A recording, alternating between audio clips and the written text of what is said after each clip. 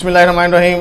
नाज़रीन, प्रोग्राम नुक्ते ब नुक्ता के साथ लियाकत मुग़ल हाजिर खिदमत है। नाज़रीन, आज़ादी हज़ार नेमत है, ये मशहूर मक़ूला है और हकीकत पर मबनी है कि आज़ादी के लिए दुनिया में हज़ारों मरतबा जंगें लड़ी गईं।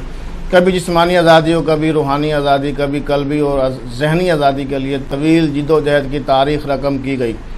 जानों, इस्मतों, मालों और ख़ानदानों की कुर्बान किया गया और मकसद सिर्फ यह था कि किसी की ग़ुलामी के बग़ैर आज़ाद मुल्क की आज़ाद फ़िज़ाओं में आज़ादी के साथ सांस लिया जा सके। और रसूल पाकिस्तान में भी ये जज्बा कार फरमा था कि जब तक़सीम हिंद का ऐलान हुआ तो पाकिस्तान और इंडिया दुनिया के नक्शे पर दो अलग अलग मुल्कों के तौर पर उभरे। आज़ादी का सूरज तुलू हुआ तो इसी रोज़ से आज़ादी के मतवालों, पाकिस्तान के चाहने वालों, दो कौमी नज़रिए के हामिल मुस्लिम ममलिकत के चाहने वालों की कुर्बानियों का दौर भी शुरू हो गया।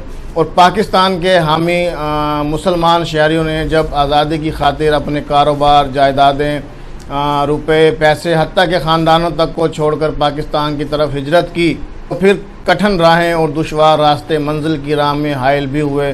किसी ने अपने बाप की कुर्बानी दी तो कोई खातून जो है अपने शोहर को लुटा बैठी। किसी की आज़ादी की खातिर इस्मत दरी की गई तो किसी ने इज़्ज़त की खातिर कुओं में छलांगे लगा दी। किसी के लख्ते जिगर को उनके सामने नेज़ों और भालों में उनके जिस्मों को परो दिया गया तो किसी की बाप ने इज़्ज़त की खातिर काफरों को जहन्नम वासिल करके ख़ुद जन्नत कमा ली।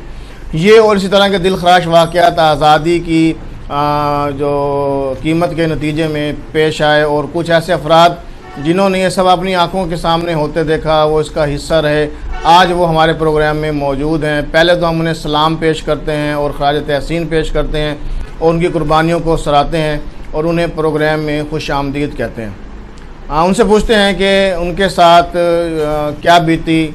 जी राना दीवान साहब, आपने अपने मुल्क और आज़ादी के लिए पाकिस्तान का सफ़र किया तो आपकी उस वक्त उम्र क्या थी? किन हालात में आपने मुल्क और आज़ादी के लिए सफ़र किया?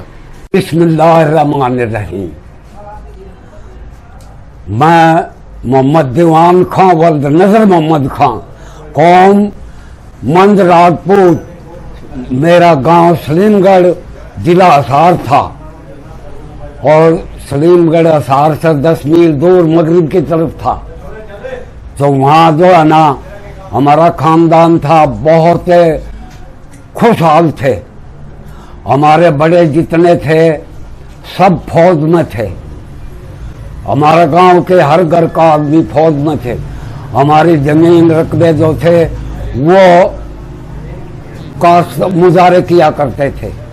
हमारे गांव में 12 महीने की नहर थी, मतलब आधा रकबा गांव का नहरी था, आधा बिरानी था। बड़ा अच्छा गुजर। और हमारा गांव की आप नसीहत बताऊं कि उसमें कभी लड़ाई झगड़ा नहीं आया, ना हिंदू मुसलमान का ना आपस में। इतना कोई अल्लाह का फजल था। मुस्लिम लीग और वो कांग्रेस वोट पड़े तो मुसलमानों ने वोट दिए मुस्लिम लीग के और हिंदुओं ने कांग्रेस के। अच्छा जी, तो उसका बाद फिर हिंदुओं का बताया हमारे बड़े ने कि उन्हें पता साल पहले था और अपने आदमियों ने कोई पता नहीं था। 14 अगस्त में मारकाट शुरू होगी। वो हिंदू इकट्ठे होकर जत्थे जाते थे, गाँव पर जाते थे और वहाँ हमला करते थे। मगर राजपूतों ने हर गांव में इतने हिंदू मारे कि बहुत ज़्यादा। फिर उन्होंने जहाँ ज़्यादा शक्ति हिंदू मरे थे वहाँ फिर फौज कशी करवा दी। अच्छा जी, पता लगा हमारे गांव में कि 1 सितंबर को हमला होना है सलीमगढ़ पर। अच्छा जी, तो हमारा ने मशवरा करा बैठ कर कि अब किस तरह करा। फिर सब ने ये मशवरा किया कि अपन मंगाड़ी चलते हैं, वहाँ कई गांव इकट्ठे हो रहे हैं। अच्छा जी, हम 31 अगस्त को रात के 12 बजे निकले हैं सलीमगढ़ से। किसी पर ऊँट, घोड़ी, ये बैलगाड़ी ये थी। तो वो हिंदू जो है ना लूट में लगे हुए थे और मस्जिद के मीनार तोड़े थे। हमारे जवान आदमी, किसी पर राइफल थी, किसी पर बल्ले थे, बर्छी थी, उन ललकारा ठहर जाओ काफरो। वो छोड़ कर भाग गए। फिर हम वहाँ से चले हिंदुआना, पत्तन से 1 मील पाग गए तो रास्ता था, कच्ची सड़कें थी। पत्तन से हिंदू गए थे, वो भी जत्था हजारों आदमियों का, कोई भल्ला बर्छी, हम तो थोड़े से थे। अच्छा जी ये आवल टीडी दल का तरफ, उसने पिस्तौल लोड करके और सिपाहियों से कहा कि राइफल लोड कर लो। जब 100 गज पर रह गए ना वो हिंदू जत्था, तो आगे बढ़ा, बोला बहन चलो तुम, ये तुम्हारे सरदार और चढ़ाई करके आ रहे हो, अगर एक कदम भी रख दिया घूम दूंगा यहीं। सिपाहियों से कहा, बोला तो एकदम पैर खोल दियो अगर ये एक कदम भी आगे बढ़ाए। तो उसने फिर वो तो वापिस हो गए। हमारे सारे घरों से निकले, जब कोई चीज नहीं उठा काम, तो बस खाली हाथ, 65 टका जो था वो था या जेवर बस, और कोई चीज, भरे घर, बैठक, डेरे, नौरे, सब कुछ नौका ने छोड़ की बताऊँ आपने। चौल के वो इतने पुराने खमे हुए, बदबू आवे, और आटा में शीशा पिसा हुआ, खाया जी सब चीज। अच्छा जी, तो उसके बाद हम 1 महीना हो गया, तो हजूर साहब की मस्जिद के साथ साथ सारे मुसलमान शहर के इकट्ठे हो गए, सारे इकट्ठे थे। तो हिंदुओं ने हमला किया उन पर, अल्लाह का हुक्म हुआ बम फेंक के वो ठंडा हो जाए और ये इस्तेमाल करे उन पर, और हो गया। 2 महीने हो गए हमने, 2 महीने उसका में रहने के बाद, यानी सितंबर की पहले ना नवंबर की 1 तारीख ना हम कैंप से निकाले हैं। फाटक थी जो रेलवे की, उसमें उन्होंने वो फाटक तो बंद कर दी, वो बराबर हो एक आदमी का निकलन का, वो खोले, वो एक एक करके गुजारे, तकलीफ देनी। अच्छा जी, वहाँ प्लेटफार्म पर पहुँचे, प्लेटफार्म पर पहुँचे तो मगरिब से थोड़ा सा पहले ट्रेन, आदमी तो सब मर्द तो ऊपर बिठा दिए छत पे, और औरतें और बच्चे अंदर बिठा दिए। अपनी पाकिस्तान की गाड़ी पहुंची है, जाकर बराबर लगा दी फाजिल का बंगला में। अच्छा जी, बता दी, उसमें 5-7 फौजी थे, जवान, अपने एक सूबेदार भी था। अच्छा जी, उन्होंने आकर दिलासा दिया, बोला कोई घबराओ नहीं, आराम से बैठो, सब सवार हो जाओ। एक स्टेशन हिंदुस्तान का आया, दूसरा पाकिस्तान का आ गया। पाकिस्तान का आकर फिर बड़ी नहर है एक, ये साद की नहर पार होंगे, फिर वो मैक्लोडगंज है मंडी, वो स्टेशन है, उस स्टेशन से बाहर सिंगल के पास ही उतार दिए जंगल में, वहाँ उतार दिया हम। तो फिर वहाँ रात में उतर के वहाँ भी 4 अन्य शेर तो दूध, बाल्टी लेके आगे लोग, और चक्की पर 4 अन्य शेर आटा, और वही गोश्त जो है 4 अन्य शेर काट रखे, जानवर कितने।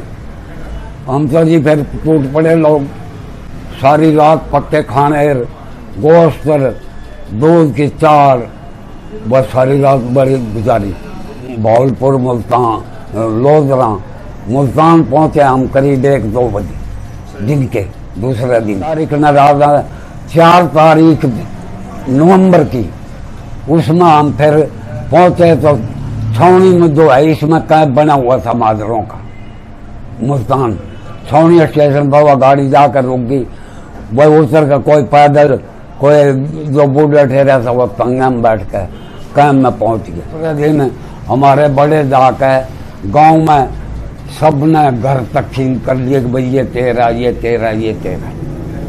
दूसरे दिन जी ये बैल रेड़ी थी, बैल रेड़ी इनमें कर कर कर, मतलब जनानियां ने बिठा कर आप पैदल, वो शाम नाम पहुंच गए। ये दिसंबर का शुरू तारीख में रह याद। इन लोगों ने कुछ नहीं दिया, जो बैतुल माल में सामान था कुछ भी नहीं दिया सब। बल्कि मैं बताऊं आपने, ये जिक्र करना नहीं चाहिए था मुझे, सारी हिंदुओं की जमीन कमाल खड़े घोंगड़ू डांगरा के लिए लगाए हुए। हम जाते छोटे छोटे थे कहीं तो ना घोंगड़ू पानी दे मारते थे ना गन्ना। ये इतने बखील आदमी हैं। अच्छा गन्ना देते, पैसे देकर गन्ने दिए। फिर यहाँ करोड़ पक्का पता लग गया कि ये 2-3 घर हमारे यहाँ थे पहले। इनसे पता लगा कि यहाँ रकबे काफ़ी है और यहाँ आ जाओ। फिर वहाँ से 12 घर भगवानपुर से और फिर यहाँ आ गया। यहाँ आकर मकाना में भी बस कोई किसी में बैठ गई। कायदे आज़म से मुलाकात ना गिना ना गिना, कभी जलसों में भी कायदे आज़म से मुलाकात नहीं की। जो जमा देंगे एक तो यहाँ जो रिश्वत जो है ना, अगर ये खत्म हो गया तो कोई भी जराइम नहीं होता। मेरा ये खास पैगाम है। इसको किसी तरीके इसको सजा दो। करप्शन को जो है ना, कोई भी पकड़ा जाए उसको 20 साल कैद और ज्यादा डबल। कोई भी नहीं। एक और पैगाम मेरा है कि ये मुल्क का डंडा का शराफत में नहीं यहाँ कोई जानता, तो इसमें जो है ना डंडा सख्ती करोगे सीधे रवेंगे ताड़। हमारे साथ इंतहाई मोहतरम और मोहम्मद खातून आसिया बीबी भी मौजूद हैं, जिन्होंने तकरीबन 15-16 साल की उम्र में अपने ख़ानदान वालों के साथ हिजरत की। उनकी ज़ुबानी सुनते हैं कि वो क्या कहती हैं। सराया में हिंदुआ ने आग ला दी। सराय थी 6 मील कुलेरी था।